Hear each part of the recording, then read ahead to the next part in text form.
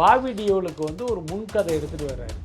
என்ன இதை ஸ்வாஸ்னியா மாதிரி ஏதோ ஒரு பேர்ல ஒரு விஷயம் யோசிச்சு பாருங்க. ஒரு தனி மனிதன் அவன் போய் ஒரு நாட்டில் உள்ள ஒரு அதிபரை தூக்கில் போட்டுட்டு என்ன ஒரு இதை பண்ணிட முடியுமா? அதெல்லாம் சாத்தியம்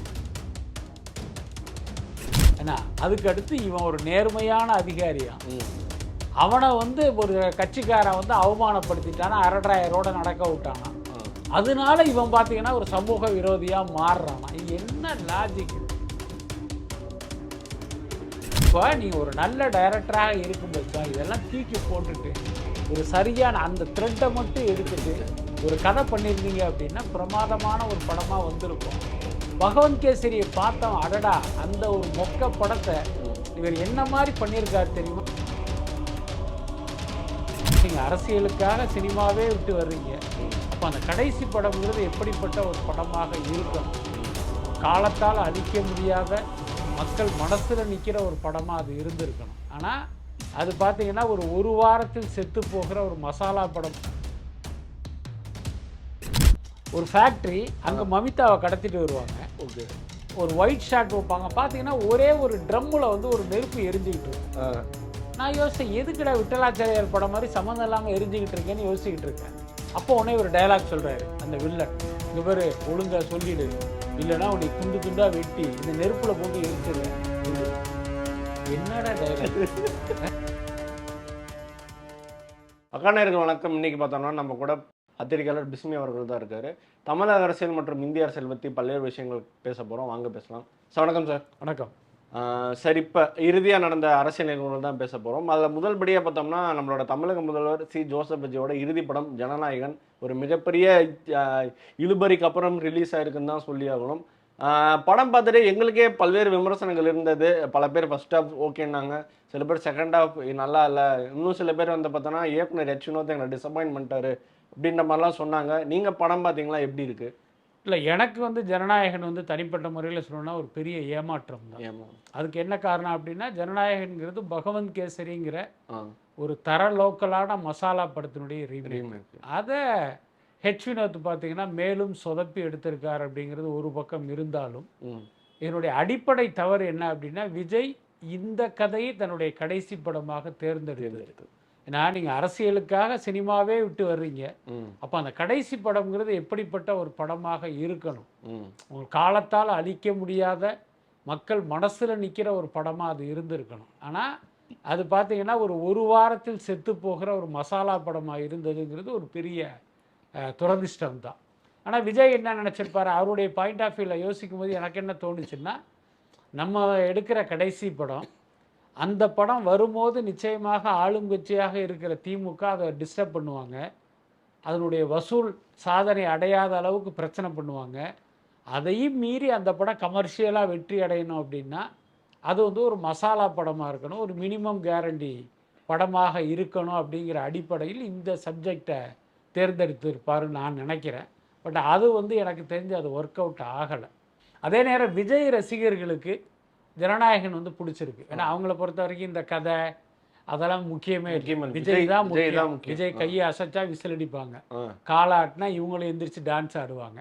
ஸோ அந்த மனநிலையில் இருப்பதால் விஜய் ரசிகர்களுக்கு ஜனநாயகன் வந்து ஒரு பெரிய டிசப்பாயின்மெண்ட்டாக சொல்ல முடியாது. பட் அதே நேரம் நான் தனிப்பட்ட முறையில் நினைக்கிறது, எவ்வளவு பெரிய விஜய்யுடைய ரசிகராக இருந்தாலும் ஜனநாயகன் படத்தை 2 தர பாரு அப்படின்னா அதை அவன் தண்டனையாக தான் ஃபீல் பண்ணுவான். தண்டனையாக அவன் காட்ட மாட்டான். ஆனால் உள்ளுக்குள்ளே வந்து என்னடா அது நம்மளை போட்டு 2வது தர பார்க்க வச்சிட்டாங்கிற ஒரு ஃபீலிங் இருக்குன்னு தான் நான் நினைக்கிறேன். மற்றபடி காமன் ஆடியன்ஸுக்கு இந்த படம் வந்து ஒரு பெருசாக இம்ப்ரெஸ் பண்ணலை, அதுதான் உண்மை. ஓகே சார், விஜய் நாங்கள் கேள்விப்பட்டோம், வினோத் அவர்களோட இன்டர்வியூஸ்லாம் பார்க்கும்போது விஜய் அவர்கள் தான் அது இன்சியூஸ் பண்ணதா அவர் சொல்கிறாரு. பட் அவர் வேற ஒரு கதை சொல்லியிருக்காரு, அதுவே அந்த ஒன்லைனே நல்லா இருந்துச்சு. பட் ஆனால் இவரையே இந்த கதையை சூஸ் பண்ணியிருக்காரு சார். அதான் விஜயை பொறுத்த வரைக்கும் அவருக்கு வந்து அந்த வணிக வெற்றிங்கிறது முதன்மையாக தெரியுது அவருக்கு. ஏன்னா நம்ம சினிமா விட்டு போகிறோம், அந்த கடைசி படம் தோல்வி படம் ஆயிடுச்சுன்னா அது வந்து ஒரு பெரிய சிக்கல் ஆகிடும். விஜய்க்கு வந்து ஃப்ளாப் நடிகராக இண்டஸ்ட்ரியை விட்டு போனார்னு ஒரு பேர் இருக்கும். ஓகே, உதாரணத்துக்கு எம்ஜிஆர் முதலமைச்சர் ஆனார், அவர் முதல்வர் ஆன பிறகு 2 படம் ரிலீஸ் ஆச்சு. ஒன்று மீனவ நண்பன், இன்னொன்று மதுரை மீட்ட சுந்தரபாண்டிய. மீனவ நண்பன் கூட பரவாயில்லாமல் போச்சு.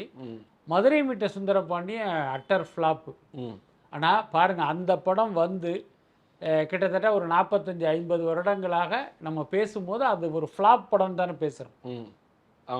இப்போ இவர் நடித்து அதே மாதிரி ஜனநாயகன் வந்து ஒரு ஃப்ளாப் படமாக இருந்துச்சுன்னா இன்னும் 50 வருஷம் கழிச்சு அதை பேசிகிட்டு இருப்பாங்க. ஸோ அப்படி ஒன்று வரக்கூடாது. நம்மளுடைய கடைசி படம் கமர்ஷியல் ஹிட் ஆகணும்னு அவர் யோசிச்சிட்டார். அதனால இப்படி ஒரு தர லோக்கலான சப்ஜெக்டை அவர் கையில் எடுத்துட்டார். அப்படிதான் நான் நினைக்கிறேன் சார். முழுக்க முழுக்க பாக்ஸ் ஆஃபீஸோட வெற்றியை நோக்கி தான் படம் எடுக்கப்பட்டிருக்கு சார். வினோத் அவர்கள் மேலே பல பேர் கம்ப்ளைண்ட் பண்ணுறாங்க. வினோத் கிட்ட நாங்கள் எதிர்பார்க்கல, ஏமாத்திட்டாரு, இந்த மாதிரிலாம் சொல்கிறாங்க. இல்லை வினோத்தோட தப்பு என்ன இருக்குன்னு நினைக்கிறீங்க? அதாவது என்னன்னா, இந்த கதையை விஜய் வந்து அவருக்கு சஜஸ்ட் பண்ணும் போதே அதை மறுத்து இருக்கணும். அது ரொம்ப முக்கியமான விஷயம். ஆனால் வினோத் வந்து அப்படி மறுக்கலை. என்ன காரணம், விஜய் படத்தை இயக்குவதே அவர் ஒரு வாழ்நாள் லட்சியமா வச்சிருந்திருக்கலாம். அல்லது யாருக்கும் கிடைக்காத வாய்ப்பு இறுதி படம் நமக்கு கிடைச்சிருக்கு, அது கடைசி படம் வேற. அப்போ அந்த வாய்ப்பை நம்ம கெட்டியாக பிடிச்சிக்குவோம் அப்படின்னு அவர் நினச்சிருந்துருக்கலாம். ஆனால் என்னென்னா, இவர் ஒரு சிறந்த இயக்குனர் மட்டும் இல்லை, ஒரு நல்ல ரைட்டரும் கூட. அப்போ இவர் என்ன பண்ணியிருக்கணுன்னா, அந்த பகவந்த் கேசரியுடைய லைனை மட்டும் எடுத்துக்கிட்டு இவர் வந்து வேறொரு ஸ்கிரிப்ட் பண்ணியிருக்கணும்.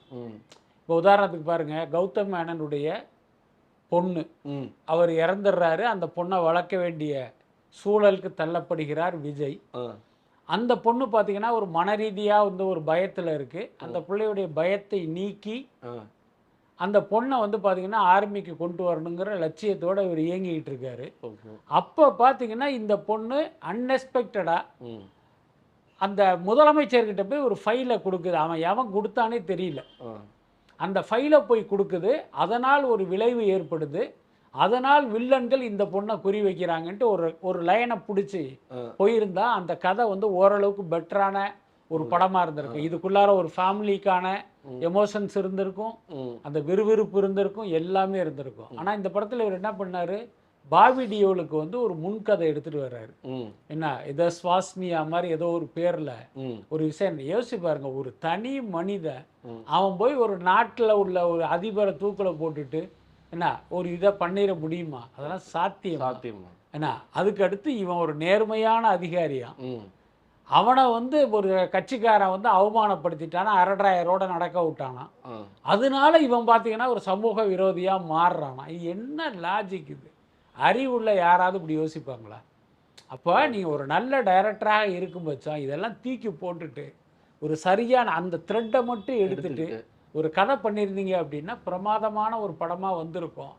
பகவந்த் கேசரியை பார்த்தோம், அடடா அந்த ஒரு மொக்க படத்தை இவர் என்ன மாதிரி பண்ணியிருக்காரு தெரியுமான்னு ஒரு பேரும் வந்திருக்கும். ஆனால் இப்போ எப்படி வந்திருக்கு, ஆந்திராவில் ஜனநாயகன் வந்து சூப்பர் ஃப்ளாப்பு. அங்கே உள்ளவெல்லாம் பார்த்தீங்கன்னா இந்த படத்தை பயங்கரமாக கழுவி ஊத்துறான். என்ன சொல்லி கழுவி ஊத்துறான் தெரியுமா? பகவந்த் கேசரி படத்தை இவ்வளோ மொக்கையை எடுத்து வச்சிருக்காங்களேன்னு சொல்லி கழுவி ஊத்துறான்.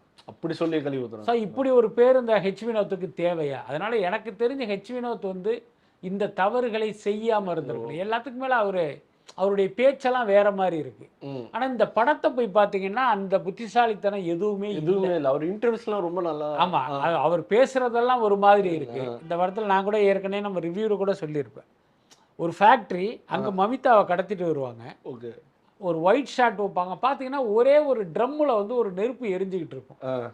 நான் யோசிச்சேன், எதுக்குடா விட்டலாச்சாரியார் படம் மாதிரி சம்மந்தம் இல்லாமல் எரிஞ்சுக்கிட்டு இருக்கேன்னு யோசிச்சுக்கிட்டு இருக்கேன். அப்போ உடனே ஒரு டயலாக் சொல்கிறாரு அந்த வில்லன், இங்கே பேர் ஒழுங்காக சொல்லிவிடு, இல்லைனா உன்னை துண்டு துண்டாக வெட்டி இந்த நெருப்பில் போட்டு எரிச்சிருவேன். இப்படி என்னடா டயலாக்? இப்படி யாராவது எங்கேயாவது பார்த்துறீங்களா? ஸோ இந்த மாதிரி பார்த்தீங்கன்னா இதில் வந்து பயங்கரமான மொக்கையான விஷயங்கள்லாம் நிறையா இருக்குது. அப்போ தான் நமக்கு ஒரு டவுட் வந்தது, இந்த படத்தை இயக்கிய ஹெச் வினோத் தான் ஒரிஜினலா, இல்லை சதுரங்க வேட்டை தீரன் அதிகாரம் ஒன்று பண்ண டைரக்டர் ஒரிஜினல் வினோத்தா? இதில் என்ன சிக்கல் அப்படின்னா, ஒரு படம் ரிலீஸ் ஆகும், அந்த படம் பிரமாதமாக இருக்கும், நம்ம அந்த டைரக்டர் மேலே மரியாதை வச்சுருவோம்.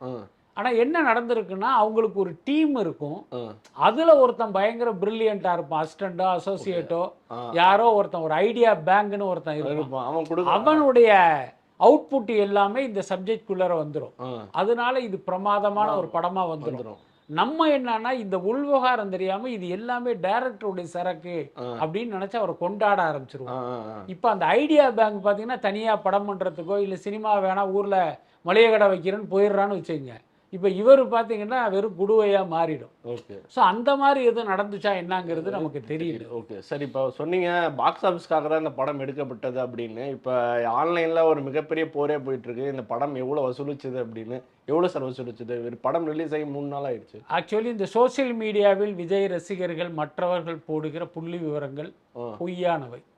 அது வந்து உண்மை இல்லை. இவங்க பார்த்தீங்கன்னா தமிழ்நாட்டில் முதல் நாள் 30 கோடி, உலக அளவில் 80 கோடி அப்படின்லாம் சொல்லிட்டு இருக்காங்க. உண்மை பார்த்தீங்கன்னா அதுக்கு குறைவாக தான் இருக்கு. அதுதான் முக்கியமான விஷயம். இப்போ தமிழ்நாடை பொறுத்த வரைக்கும் பார்த்தீங்கன்னா முதல் நாள் கலெக்ஷனுங்கிறது கிட்டத்தட்ட ஒரு 27 கோடி ரூபா தான். ஓகே.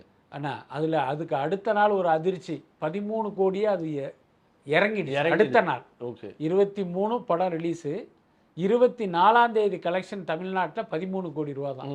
படத்தை வாங்கினவங்கலேருந்து தியேட்டருக்காரங்கெல்லாம் உண்மையிலேயே பேயறைஞ்ச மாதிரி ஆயிட்டாங்க. அதுதான் உண்மை. அதுக்கப்புறம் சனி ஞாயிறில் பார்த்தீங்கன்னா கொஞ்சம் ரெக்கவர் ஆச்சு. 21 கோடி, 22 கோடி, 23 கோடின்னு கொஞ்சம் ஏறிச்சு.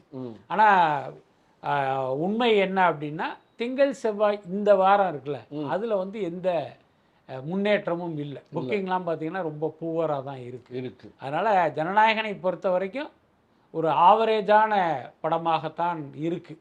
அதுக்கு 2 காரணம். ஒன்று என்னன்னா இந்த படத்தினுடைய அந்த 3 மணி நேரம்ங்கிற அந்த டியூரேஷன் அது பல பேரை பொறுமையை சோதிக்க வச்சிருச்சு.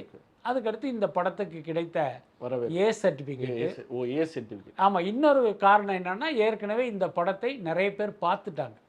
அப்போ ஏன் முத நாள் வந்தாங்க அப்படின்னா அந்த திரையரங்க அனுபவத்தை அனுபவிப்பதற்காக, அந்த தியேட்டர் எக்ஸ்பீரியன்ஸை என்ஜாய் பண்ணுறதுக்கு தான் வந்தாங்க.